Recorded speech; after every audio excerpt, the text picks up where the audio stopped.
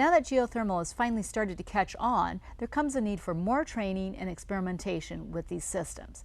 That's where OIT, the Oregon Institute of Technology, has really taken a leadership role. For our community spotlight this month, we traveled to Klamath Falls in southern Oregon to see Oregon's first geothermal power plant right there on the OIT campus and to find out what OIT is doing to help create the next generation of geothermal engineers. Let's take a look.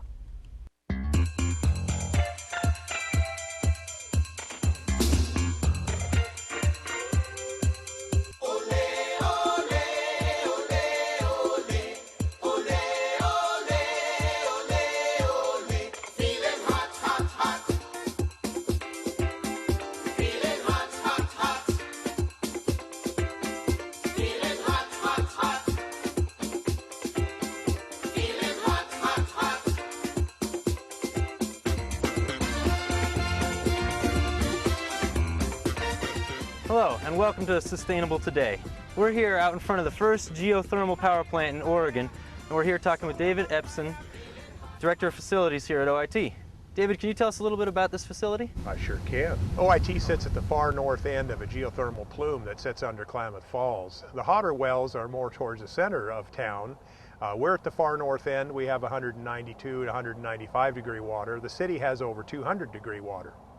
In order to determine where we drill our wells, we did a seismic survey where we, on two different axes, drilled a series of holes and set off dynamite charges in each one of those holes. The sounding from that was recorded. We take those soundings, we look at where the fault lines are, and we locate our wells, both our production wells and our reinjection wells, based on that geology and the flow and direction of the groundwater resource.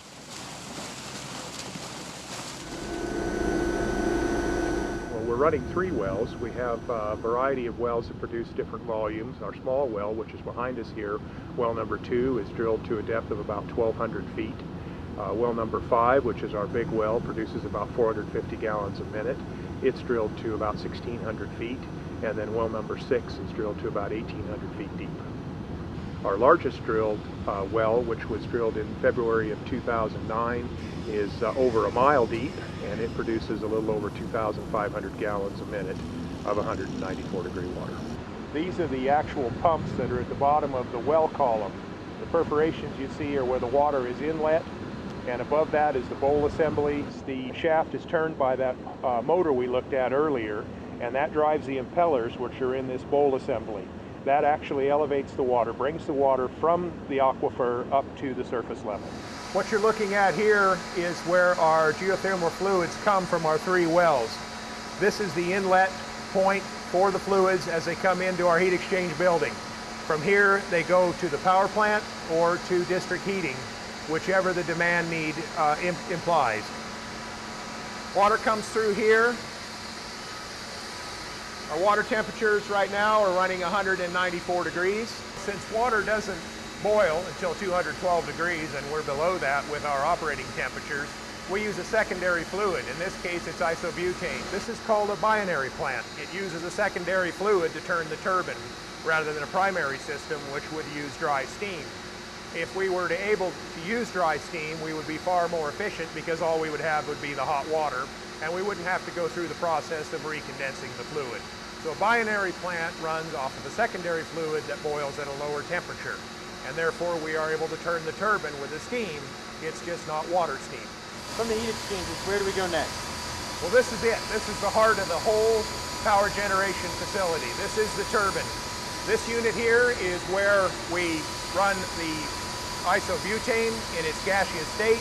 That turns the turbine and therefore creates electricity. From there it goes back into the system and is recondensed through the cooling towers, and the process is repeated. What we're looking at is the cooling tower water, which is a domestic water, drinking water, that is used to cool the secondary isobutane back to a liquid state before it is reheated again and sent back through the turbine to create electricity again. The water is used through a number of cycles, and when the conductivity is low enough, then we have enough solids in the water, that water goes to a sump. And clean water is reintroduced so that we keep a clean domestic water system to cool that secondary fluid.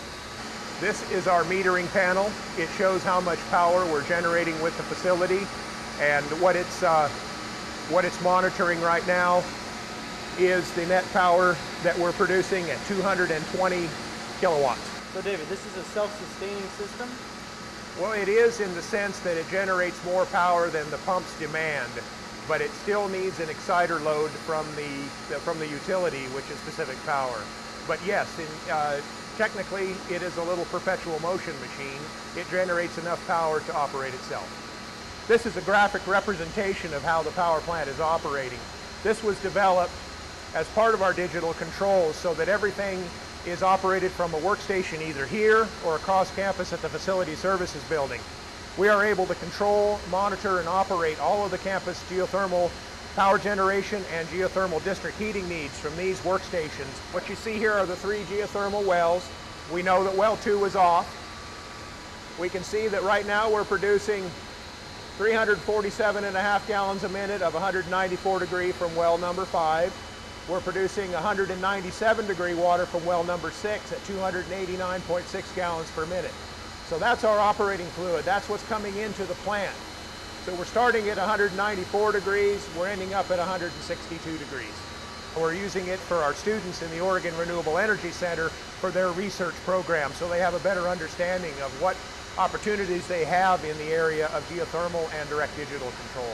We're going to look at this when we look at some of these power plants, is they follow curves like this, and we'll find that there's an optimal point in here, okay?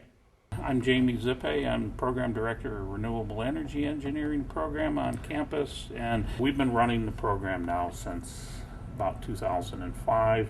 Started it up in Portland. We started it down here in 2007, and we're going to have our first graduating class this year. At the time, there was no baccalaureate degrees in this at all, so we decided it's a gamble, but it seems like a very, very good gamble, given what was going on at the time with the energy situation. We got a lot of inputs from industry in the region. They said we need people who are engineering graduates. They're going to need to take the fundamentals of engineering and become professional engineers to work in this type of career. The first 2 years, you're building up math science, engineering, then you start to specialize in your junior and senior year. And we thought about this and we said, you know, we want to have you guys pick what areas you want to go to. So we have electives in hydroelectric, we have wind power, electrical vehicles, biofuels, solar thermal, geothermal. One thing we're real fortunate with, particularly with the geothermal on campus. We've got a small power plant online already. They actually get some hands-on with this. We've been working on some DOE grants where hopefully we're going to get more ties between the program and the geothermal wells. Last year we had the well drilling operation going on. And this turned into a real gold mine again for the students, because how many students actually get to see a well being drilled in progress, okay? And the Geo Heat Center arranged tours for them. They took them up there. So now when we talk about this in a class, and I'm talking about the mud, or what happens to it, they've actually seen it. I got to see the instrumentational panel personally, so it felt like a really good moment.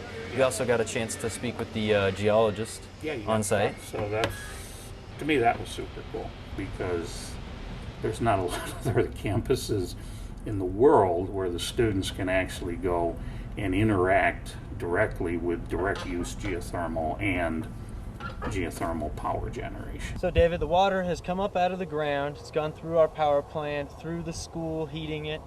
What happens to all this water afterwards? Well, early in the 1990s, it was decided that surface dumping of all of these waters was not a good idea. So we are required to re-inject every gallon that we pump out of the ground. After we create electricity or generate electricity with it, after we provide for our space heating needs, after we heat our domestic hot water and heat some of our sidewalks, we come with our geothermal fluid to one of 2 re-injection wells. This is re-injection well number 1. Just to our east, we have re-injection well number 2. And every gallon that we pump out of the ground goes right back in so that we do not deplete the aquifer and we can continue to use this resource for an indefinite period. Well, David, I wanted to thank you for walking us through your geothermal facility today. I really appreciate it. You're welcome. And I'm Kevin McBride at OIT, bringing you the tools to be sustainable today.